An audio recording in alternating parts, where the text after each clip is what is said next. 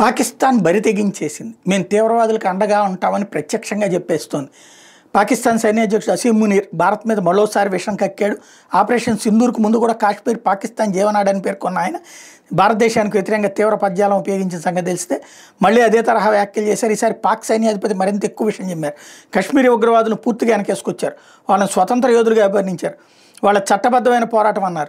అందరితో ఆగలేదు. వాళ్ళ పోరాటాన్ని అంతర్జాతీయ చట్టాలు గుర్తించే అన్నారు. భారత్ ఉగ్రవాదంగా ముద్ర వేస్తున్నది వాస్తవానికి అంతర్జాతీయ చట్టాలు గుర్తించిన చట్టబద్ధమైన న్యాయసమ్మతమైన పోరాటం అని మునీర్ చెప్పుకొచ్చారు. ఆయన కరాచీలో పాకిస్తాన్ నేవల్ అకాడమీలో మాట్లాడారు. కశ్మీర్కి రాజకీయ దౌత్య నైతికపరమైన మద్దతు తమ దేశం కొనసాగిస్తూనే ఉంటుందని స్పష్టం చేశారు. స్వయం నిర్ణయాధికారం కోసం అక్కడ ప్రజలు చేస్తున్న పోరాటానికి అండగా ఉంటామన్నారు. ఐక్యరాజ్య సమితి తీర్మానాలు కశ్మీరీ ప్రజల ఆకాంక్షల ప్రకారం సమస్యకు న్యాయపరమైన పరిష్కారం కనుక్కోవాలని పాకిస్తాన్ బలంగా నమ్ముతోందని చెప్పారు. భారత్ ఎంతగా కవ్విస్తున్న పాకిస్తాన్ సంయమనం పాటిస్తోందట. ఈ ప్రాంత శాంతి సుస్థిరతలను దృష్టిలో ఉంచుకుని చాలా వివేకంతో వ్యవహరిస్తోందట. పాకిస్తాన్ మీద మళ్లీ దాడి చేసే దుస్సాహసానికి భారత్ పాల్పడితే ధీటైన సమాధానం ఇస్తామంటూ హెచ్చరించారు. పిచ్చదవా ఈడ్చిపెట్టిదంతే లెగవడానికి ఓపిక లేక అమెరికా దగ్గరికి వెళ్ళి కాళ్ళ ఎళ్ళబడి అడిగితే కూడా భారతదేశం చీపొమ్మంటే సౌదీ అరేబియా దగ్గరికి వెళ్ళి బతిలాడుకున్నటువంటి వాడు ఈడొచ్చి మేము లేస్తే మనుషులం కాదని చెప్తాడు.